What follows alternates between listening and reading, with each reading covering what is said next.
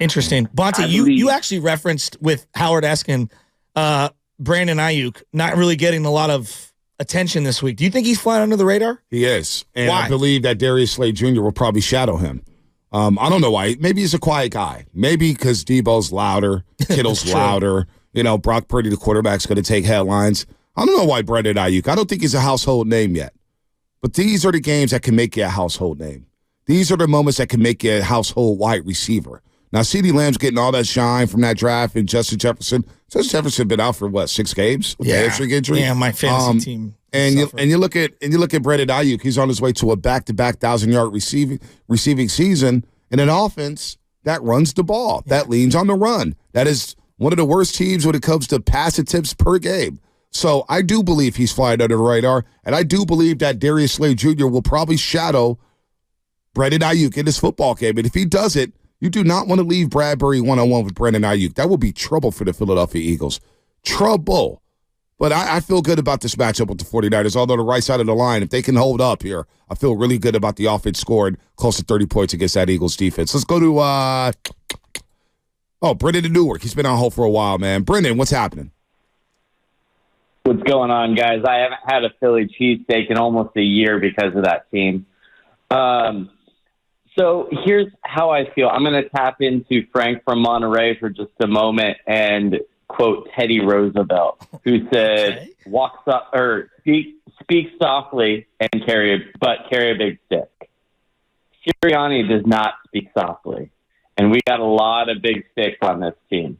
I'm seeing George Kittle scoring the first touchdown of the game. Then you got back-to-back Aiyuk touchdowns with CMC bringing the heat, making it 28-14. And then the kicker from Philadelphia is going to score one of those late field goals and make it 17-31. Niners are going to win, take it up, and it's going to be a good week to be a San Francisco 49ers fan. I do believe that. I know for a fact we're going to see him again. I know we are. It's inevitable. And the problem is they're going to see Brock Purdy at full health and get a little bit of tape against their defense. And that's okay because we are one of the teams that can actually control Jalen Hurts. Because once he gets out of the pocket and runs around, he seems to have 5, 7, 8 seconds to find his receiver downfield. And that's when he scores those big plays or those big touchdowns because no one's able to get after him once he gets flushed out of the pocket. Agreed. Now you got Chase Young. Brandon, we got to run here. We got to run here. One of the things, by the way, Von Miller, the arrest warrant has been issued for Von Miller. I'm not sure what's going on with Von Miller, the Buffalo Bill, a Super Bowl champ, 2-time Super Bowl champ. But a statement from the Bills this morning, we were made aware of an incident involving Von Miller. We're in the process of gathering more information. We'll have no further comment at this point. Not sure what's going on with Von Miller, but that cannot be good. It's this is via WFAA out in Dallas. NFL linebacker Von Miller faces arrest in domestic violence case in Dallas, Texas. Not good. There's no way to transition, but it sure feels like we all agree, whether it's Philadelphia or San Francisco, no matter what happens on Sunday, they're meeting in the playoffs, right? Maybe it's a possibility. You never know what could happen. It sure feels like it. Here's what I but worry things about. Change. Do you remember in 1995 when the Niners, after coming off the Super Bowl, Dallas, I believe it was the Elvis Grbac game, where they won in Dallas, and it was a huge game. What did Jerry take a slant to the house? Slant against the linebacker, yep. Third play of the game, second play of the game. And then we thought that was we're going to see that again in January. And it never materialized because we lost to the Packers. And they lost to the Falcons in the last game of the season in which they could have clinched home field advantage. They didn't, so they got the second seed and had the bye week, and everybody was looking ahead to Dallas, and they were 14-point favorites against the Green Bay Packers, and Green Bay came in, and they were up 21-0. Just like that. Adam Walker fumbling, Brett Favre's coming out party. They were all over Jerry Rice. Fritz Sherbert, his defense was really shadowing Jerry Rice, and it didn't happen. It never materialized. But that could happen this year. Well, that's what I just worry about. All of the eggs in the back. And that's why, I think a caller had referenced it prior, where it's like the Niners' mindset as a team, they understand there's a big picture thing. Like, yes, this game matters a lot, right? Yep. But there's a big picture element to this team, and they've been there, done that. Obviously, it's bigger than a normal week, but it's not the end-all, be-all. No doubt. But, boy, I want this game bad. Let's go to... Got a lot of Philadelphia fans, all right. Good. You know what? Let's go to J-Dub in Union City. J-Dub, what's up? Long time no talk. Fellas, oh my goodness. I just knew that this week was going to be a bunch of fun stuff for y'all, and it has not disappointed. Yeah, except for the 8 o'clock segment.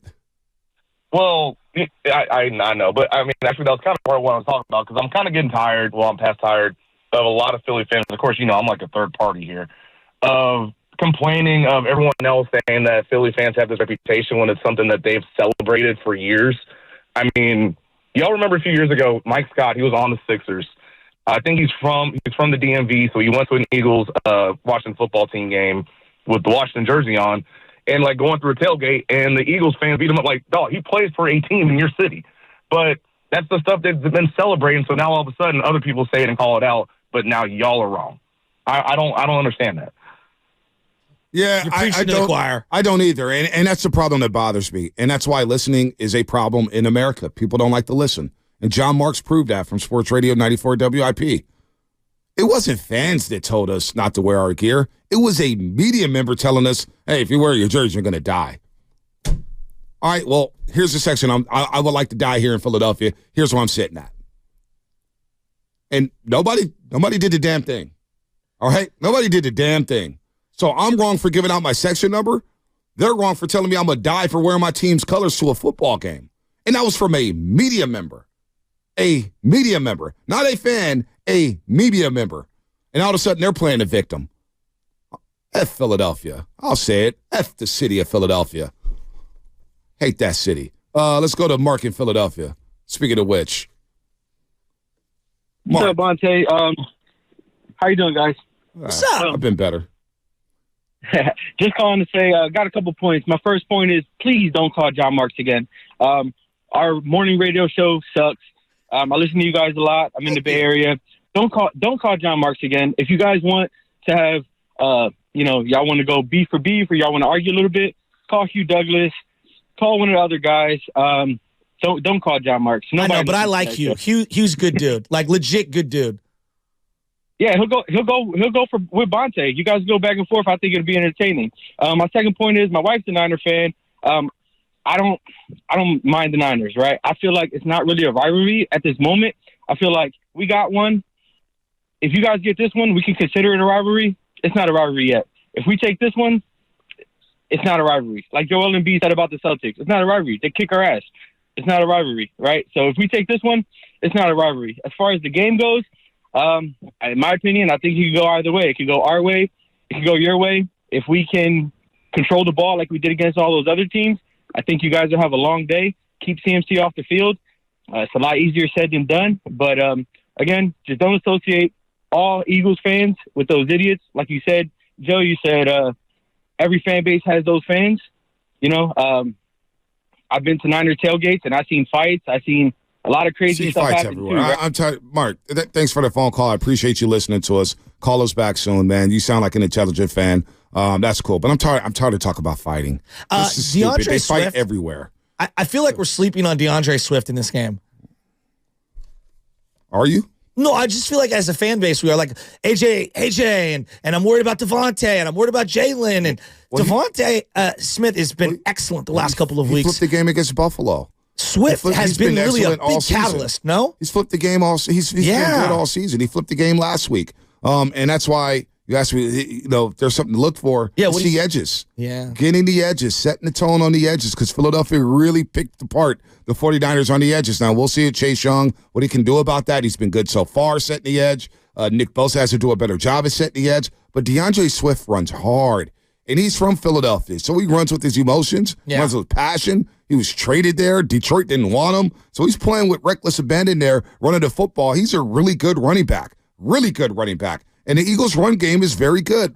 They get off schedule when they start getting pass happy. Yes. And they did that in the first half against Buffalo. They did that at times against Kansas City. Kansas City, I think, sacked Jalen Hurts 4 or 5 times in the first half. First half of that Monday Night Football game. So when they start running the ball, and they can run the ball very well behind Jason Kelce, who I believe when it's all said and done, will be the best center of all time.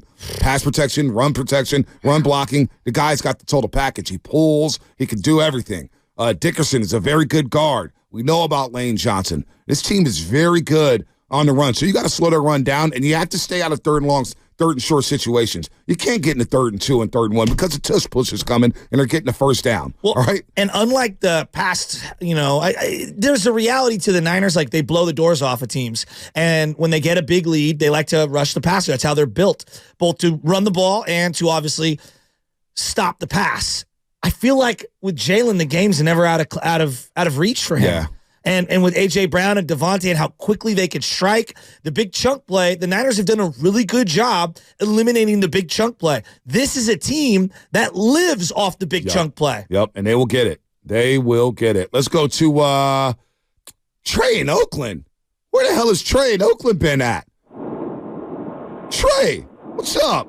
What's up with you? Man, what's up with you guys? Man, where you been at, Trey? Man, I've been around. I stay in the background, lurking, seeing what's going on. I've been listening, I stay with my ears. Thank you. Let me get to one thing. I don't know how you guys feel about Debo. You guys always got Debo's back.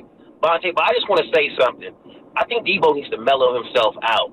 He's getting himself into too many situations online with certain dudes because old boy from Detroit wants to see Debo because we forgot about that beef. It's true. We forgot about that.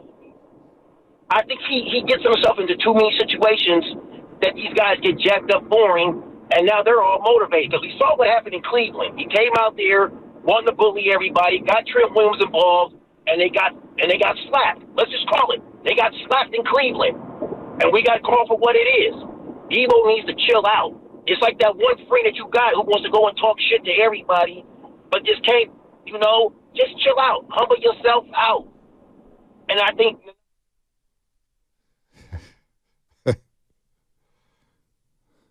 Debo's fine. Why are we worried about Debo showing up? He backs up his talk. Debo has backed up his talk every step of the way. I don't worry about Debo Samuel when it comes to a football game like this. I don't. He shows up. And he has time and time again over the last 5 years since he's been a 49er. So I'm not worried about Debo. All right? So he's beefed with, I'm just off the top of my head, Aaron Donald. Yep. Not Gardner Minshew. What's it? Jalen Ramsey. With Gardner Johnson. What's the guy's name? Chauncey Gardner-Johnson. Yeah. Who else? Jalen Ramsey. Posted a video about him because Jalen Ramsey didn't want to tackle him in the open field. Okay. What else? Who else? I mean, he's tried to talk to a lot of people. Bradbury? Oh, Micah Parsons. Micah Parsons. I forgot about Parsons. He has showed up every time he's called someone out. Like, I don't know. Has he not backed up his talk? Tell me if he hasn't backed up his talk. He has talked a lot about Philly, though. And I know his numbers. I know his numbers don't look sexy on paper. Got to remember, he missed basically 3 games. Yes. Basically missed 3 games after being hurt on the first play of the game against the Cleveland Browns. And they lost their identity when he walked off the Exactly. field. I didn't subscribe to it, and now I'm back on it.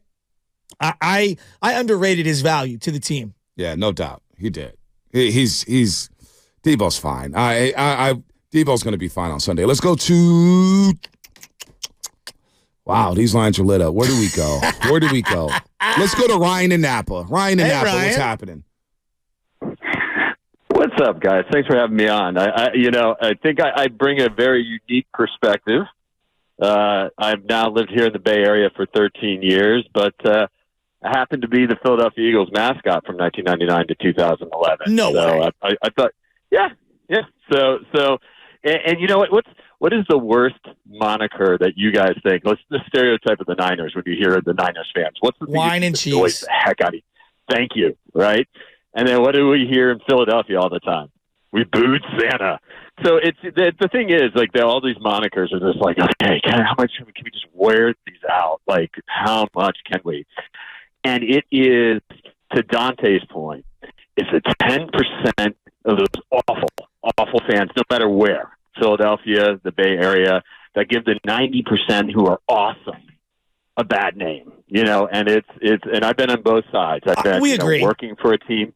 We've been working for a team, and look, I've been to, I know it's not the Niners, but I've been to a Oakland Raiders game with a guy in my face, like inches, threatening me. So it happens everywhere. So it's tough. It shouldn't happen. It's a game, guys, and that's Exactly. what it stinks for those 10%. The 10% that just give the other 90% a bad name. I date a Dodgers fan. It's itchy when you go to a Giants game when you're dating a Dodgers fan. I put on my Jackie Robinson jersey, so it's like it happens everywhere. But let's talk Texans though. This is fantastic, and yes.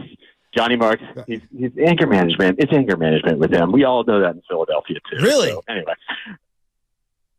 Thanks for the call. You can't. He was the let Philly callers. mascot? Yeah, he's a Philly mascot. I love that. That's pretty cool. Guys, the rest of the callers for the rest of the show. We're not debating. Who is arguing? Like, yes, be civil to each other. A little banter here and there. But like, I'm not even going that route, Shasta. Yeah. Just let me finish. Okay, just get in here with the calls. Talk about the game, the keys to the game. I'm tired of talking about the fighting. I think we can't spend 2 minutes talking about Philly fan and the psychology of Philly fan and then get into X's and O's. We're not doing interviews with everybody. We're in and out, baby. Calls are lighting up here. All right? We're Barbara Walters. Go. Jesus Christ. That's tough. This hour is, man, this is dragging.